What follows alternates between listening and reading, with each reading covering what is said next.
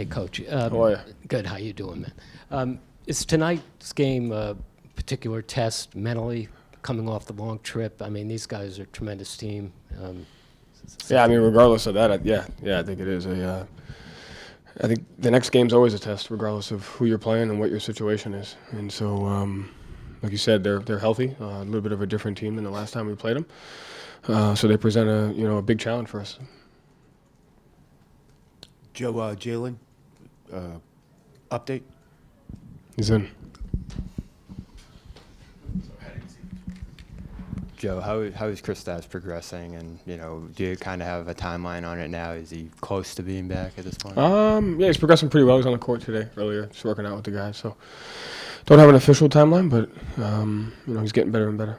And you talked a little bit on the road trip, especially coming out of the Portland game, about moving into layers of offense, having like 3-4 actions in one set. Was that more specifically for that matchup, or do you kind of see that being more of the offensive style down the stretch?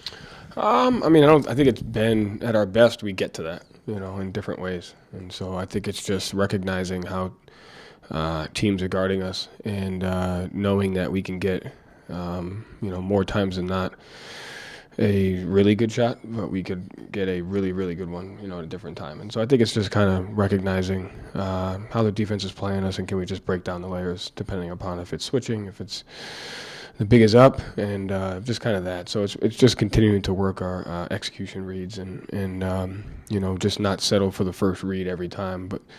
But it's also hard because a lot of the times the first read, is a really good one.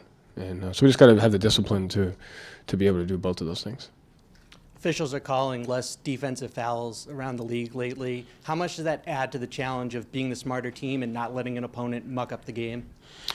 You can't prevent an opponent from mucking up the game. I think that's an impossible prevention, but you can adapt and, adapt your mentality and adapt your execution. And so I think we've had some tests this year, where, we've been out physical at some point, and then we've risen to the occasion of physicality. And I think those moments of opponents trying to muck up the game helps us get better. And we just have to look at it from that perspective. Hey, Joe. Early in the season, when you won Coach of the Month, you emphasized I don't know what happened since then. Well, I'm an idiot. A lot of good things. Yeah. Well, you said it should be called Staff of the Month after the game.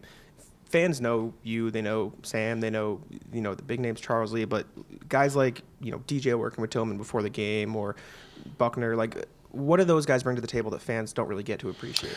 Yeah, that's a great question, and I think when you're starting to ask some of the questions and you're starting to see like our bench playing a lot more with back-to-backs and guys being out, and you see the success that they're having, it's because of the players and it's because of those guys. They don't really get off days because they're constantly working the schedule of what the role players are getting, whether they have to make up some of the minutes that they didn't get in a game, or they don't carry the same amount of load, and so they could get extra work in. And so when you land in a city and you go to check in and then you go to a gym, or days that are optional to where some of the guys don't go, and it's not optional for everybody, those guys are there, and so they don't really get days off, and they have a great attitude about being in the gym nearly every single day. And so it's a credit to the players, and it's a credit to them and the relationship that they build. It's a good question.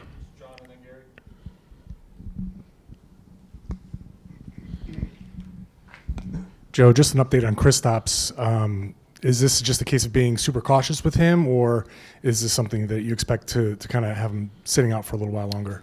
He's getting better and better. He was out there on the court today, and he's progressing. And I don't think it's long term, but I think we'll just kind of see how he is day to day. But he's getting steps, feeling good, and he was out there working today with the guys. Joe, you saw the G League game the other day. What's it like to watch a game that you're not coaching? Do you coach in your side of your head? I love that. So good. Yeah, like so much fun. Like what's fun about it? You just study, coaching personalities. You study players. You study situations, tendencies, the environment. You just get a good feel for the environment. So I think it's really good to kind of be in those situations as much as you can, and you kind of get to look at you get to judge yourself through the lens of other coaches and other teams, and it's always easy to sit there and say this is what you would do as a coach, but you don't put yourself in another coach's shoes and watch how they adjust to it. So I enjoy that a lot. When you see a game where in the G League guys are fighting for their professional lives, or they're trying to get back to the league, or what does that mean when you see players who are literally playing in front of kids? Yeah. You know? Oh, yeah. I mean, I think it just goes to just the love of the game. I think when I went from Division II to the G League, there really wasn't much difference because it's like a bunch of people in the same situation. There's a level higher that you're trying to get to. These may be the circumstances that you're in now, and you have to adjust your mindset to make the most out of the circumstances, hoping that those sacrifices lead to greater circumstances. And so those are some of the best moments that I had being in the G League, and it's impressive to watch those guys because you know what they're fighting for. And so kind of a purity to the game, Yep.